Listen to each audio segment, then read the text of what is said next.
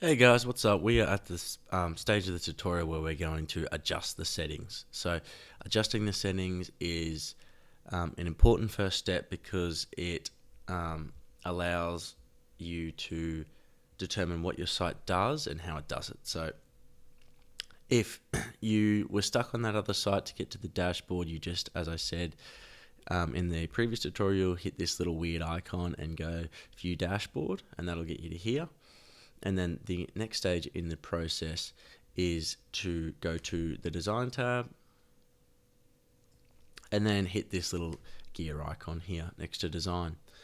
Okay, so these are your settings. The general settings is where you inputted your site name, write your description, and set your time zone. So, and this has changed for me, so I will just change that back. So if you need to change any of these things, you can come to this general tab here, and that's where you do that. So we'll go to the design tab first, and the design tab and the content tab will be the main two we use. Okay, the first thing to do is to choose your default site layout. So do you want your site to have the bulk content on the left hand side and one sidebar on the right hand side? Do you want the one sidebar on the left hand side, the content on the right? Do you want a smaller patch of content with a smaller right sidebar and then another smaller right sidebar? Or do you want the reverse on the left? Or do you want a small left sidebar, content in the middle, and then a right sidebar? Or do you want no sidebars? I suggest for your default layout that you use either this one here or this one here. So a sidebar on the left or a sidebar on the right. I think that if you had two sidebars on one side or one sidebar on each side, it starts to look a bit crammed. And if you had no sidebars at all on any pages of your site, it starts to look a bit unprofessional. I think it looks a lot more professional just to have the standard content on the left or content on the right and then a sidebar. And I use the content on the left and then the sidebar on the right. And that doesn't mean that you have to use this for all of your pages. They're all customizable. It's just the default. So set your default. I'm setting it to this. Okay, breadcrumbs. It says here, breadcrumbs are a great way of letting your visitors see where you are on your site with just a glance. So these are the things that come up when so if you start at homepage, you go to content, and then you go somewhere else, the breadcrumbs will appear here telling you that you've gone to home, you've gone to content, you've gone somewhere else, so that then you can just easily go back to those places. I'm trying to minimize the amount of clutter on my site, so I'm actually going to deselect all of these. You can have breadcrumbs on your posts, your pages, your archives, your 404 page, your attachment page, or your home page. I definitely wouldn't suggest putting breadcrumbs on your home page, because that should be the starting point, but I actually don't want to have them anywhere on my site. Okay, so choose all those. The next part is maintenance mode settings, and the maintenance mode is when you launch your site and it's live, you can activate a maintenance page, so you can put up a sales page or a coming soon page that will appear on your site instead of the site that you're working on. So if you need to do some work on your site and you don't want people to see in live view that you're actually doing that work, you can flip this to a sales page or a coming soon page, so that when people then visit your site, it's these two pages that they see, and it's not the website that you're kind of making changes to live, and that they might be able to see that. So that's that. You might not need that for a while, especially in this stage where we're just kind of building our site behind the scenes. Select minimum user level to access the site. I keep that on admin. So once you've done that and you've made changes, which I have, you need to press save, otherwise they won't come into effect. So I'll do that. Okay, so that's the design settings. Now we'll go to content settings. Okay, so comment settings. This allows you to select whether you enable, and I think, this allows you to select whether you enable comments on posts, pages, or protected content. I like to get a bit of feedback on both my posts and my pages, so I'm going to select both of those. You can deselect both or select both, but I think it's important for your website users to be able to engage with you and to engage with each other, and I actually really promote that. So I'm going to enable them on both, but it's up to you. If you don't want people commenting on your pages, which might be understandable, you can deselect that.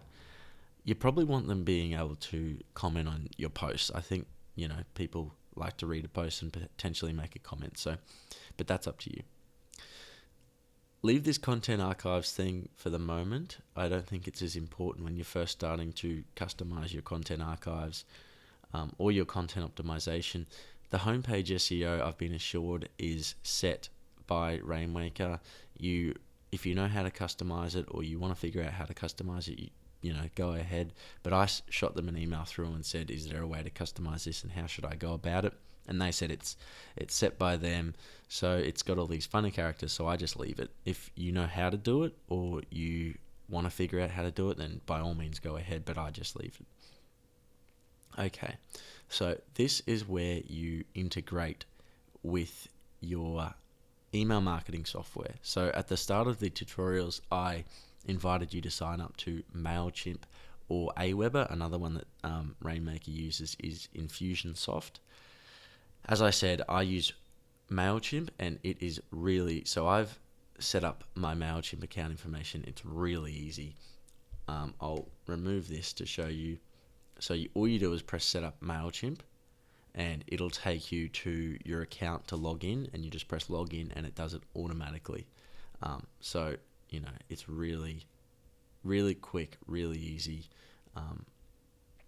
And yeah, then you've integrated with MailChimp. Enable single opt-in. So this option will disable the opt-in email sent from MailChimp to confirm opt-in. I actually prefer it. So when people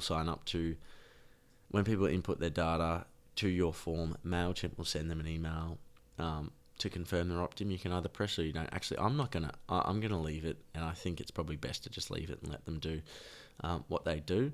So I'll save that once you've done that. Landing page URLs, you don't need to worry about that too much.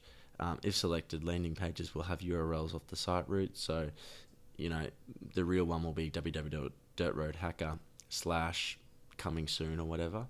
So, select that or don't select that. We're not really working on sales pages at the moment, so it's not particularly necessary. Okay, so that's your content settings. We'll go to traffic settings now. And, okay, so sharing icons. I'll show you a live preview here so that you know what I'm talking about. And don't worry about this right now. I'll explain it all when I just show you what I'm talking about in the live preview. Okay, so sharing icons, when you write an article and that type of thing, these are the icons that could potentially appear at the bottom or the top or wherever you want them, so that people, if they like the article, can, press this to share it, or press to share it on Facebook, or press this to share it on Twitter. And I suggest that you put these in because you want people sharing your content. It's pretty simple. It's pretty basic that, you write content, and it's really encouraging if people actually do start sharing your content. And once it's shared on Facebook or Twitter, it has the tendency to continue to be shared, which is really great. So this just customizes the size of these boxes. So you can go a small bar and they get smaller, or you can go a box, which I think looks a bit clunky, but I go a medium bar. Feel free to choose whichever ones you want. And these two are showing up in the live preview because I've selected them down here.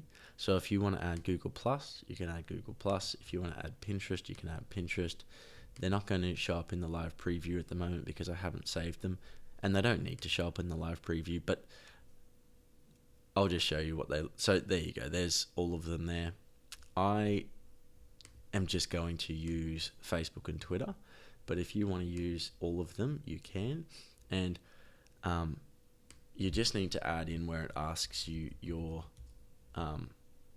the ID for each one of them. So they'll ask you for your Twitter ID, which mine is Tom Allen is. So I've added that there, and that will help Rainmaker, link to that Twitter account, link it up. So when they share it, it'll add your Twitter account to their share tweet, which is really good. So this just customizes these boxes again. So that's an outlined look, that's a filled look, it's colored in. So I'll just stay with filled. And this allows you to customize where these are shown. So at the moment it's set to before and after the content. So if you write a blog post at the moment, these will appear at the very start of the blog post and they'll appear at the very bottom. And I'll leave it at that. It's good to have that option. And this allows you to designate where you want these to be enabled.